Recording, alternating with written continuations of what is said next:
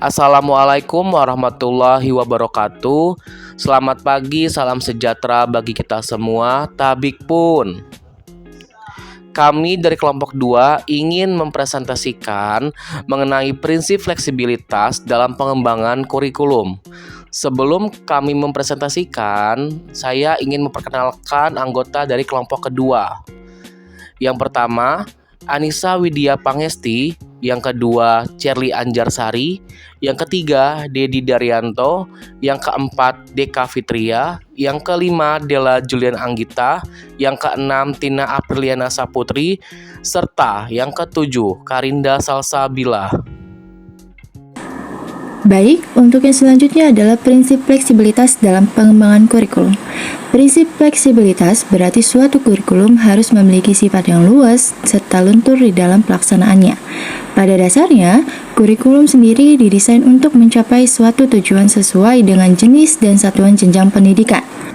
Meskipun demikian, dalam proses pengembangannya sendiri, kurikulum harus bersifat fleksibel.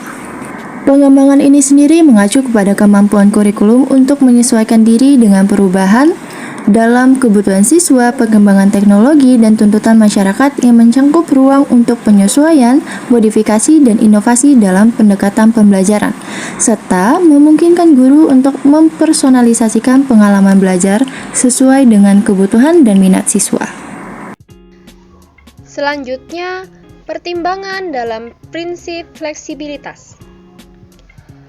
Jadi, pada prinsip fleksibilitas juga perlu mempertimbangkan aspek dari dua sisi. Yang pertama, fleksibel bagi guru, dan yang kedua, fleksibel bagi siswa.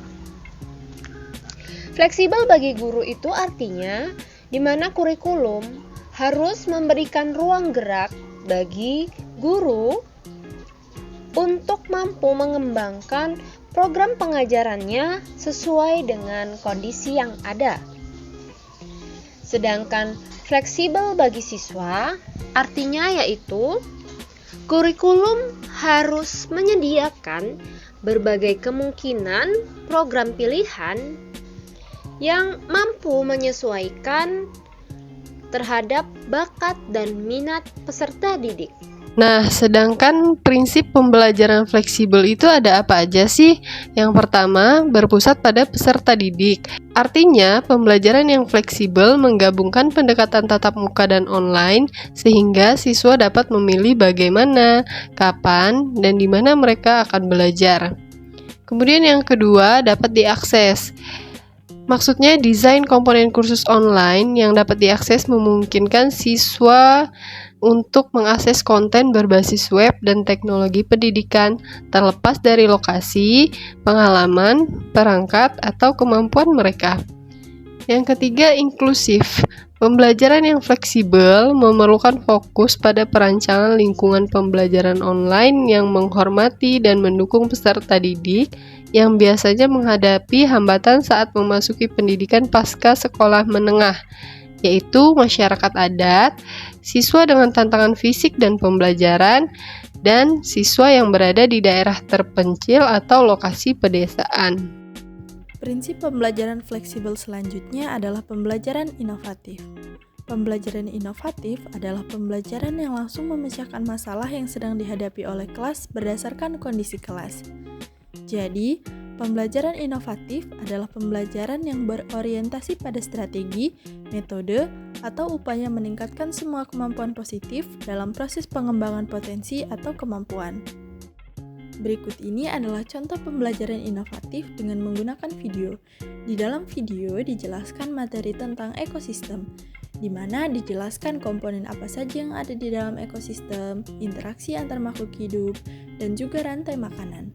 Pembelajaran kreatif dan inovatif memainkan peran penting dalam meningkatkan kualitas pendidikan, terutama dalam konteks kurikulum merdeka.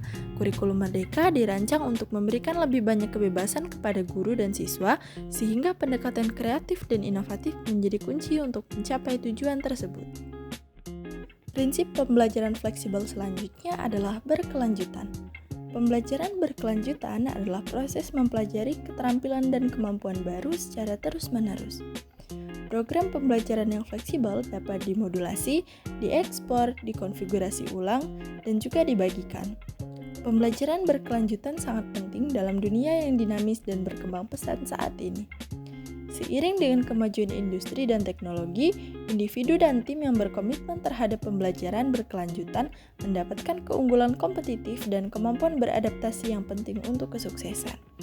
Menerapkan pola pikir dan pembelajaran berkelanjutan akan mendorong pertumbuhan pribadi dan profesional, memungkinkan individu memperoleh keterampilan baru, tetap relevan di bidangnya, dan meningkatkan kemampuan pemecahan masalah mereka.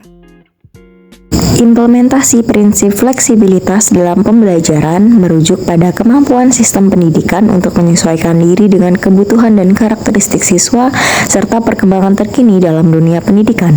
Berikut ini adalah beberapa prinsip fleksibilitas yang dapat diterapkan dalam implementasi pembelajaran. Yang pertama, ada pendekatan berbasis siswa. Di sini dapat dilakukan dengan mengakui perbedaan individual siswa dan memberikan ruang bagi gaya belajar yang berbeda. Selain itu juga bisa menyesuaikan materi pembelajaran agar relevan dengan minat, tingkat pemahaman, dan juga kebutuhan siswa. Yang kedua, ada kurikulum terbuka.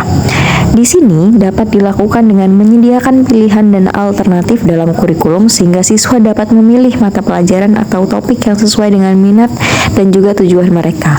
Selanjutnya juga bisa dengan mendorong pengembangan kurikulum yang dapat disesuaikan dan dapat diakses secara online. Yang ketiga, ada penggunaan teknologi yang dapat dilakukan dengan memanfaatkan teknologi untuk memberikan akses pembelajaran yang fleksibel, termasuk pembelajaran jarak jauh atau e-learning. Selanjutnya juga bisa dengan menggunakan aplikasi dan platform pembelajaran daring yang mendukung interaksi dan juga kolaborasi siswa. Yang keempat, ada penilaian formatif. Dalam hal ini dapat dilakukan dengan mengadopsi penilaian yang berfokus pada pengembangan siswa, bukan hanya pada evaluasi akhir. Selain itu juga bisa dengan memberikan umpan balik secara teratur untuk membantu siswa memahami kemajuan mereka dan juga mengidentifikasi area yang perlu diperbaiki. Selanjutnya, saya Deka Fitria akan menjelaskan mengenai implementasi prinsip fleksibilitas dalam pembelajaran, yaitu yang kelima adalah pemodelan perilaku adaptif. Untuk perilaku adaptif itu sendiri adalah kemampuan seseorang untuk mampu menyesuaikan diri dengan norma atau standar yang berlaku di lingkungannya, seperti menggunakan model pembelajaran dengan analisis data untuk menyesuaikan materi pembelajaran sesuai dengan kemajuan dan kebutuhan individual siswa, serta mengidentifikasi dan memberikan dukungan tambahan kepada siswa yang membutuhkannya. Selanjutnya, yang keenam adalah kolaborasi dan keterlibatan siswa. Dalam hal ini, yaitu dengan memberi dorongan kolaborasi baik antara guru, siswa, dan orang tua dalam merancang pengalaman pembelajarannya, serta mengakui peran aktif siswa dalam mengelola pembelajaran mereka sendiri. Yang ketujuh adalah fleksibilitas ruang dan waktu, di mana untuk hal ini yaitu memberikan fleksibilitas dalam waktu pembelajaran, seperti jadwal yang dapat disesuaikan atau pilihan waktu pembelajaran, serta menyediakan ruang fisik yang mendukung pembelajaran yang beragam, termasuk ruang untuk kerja kelompok ataupun proyek.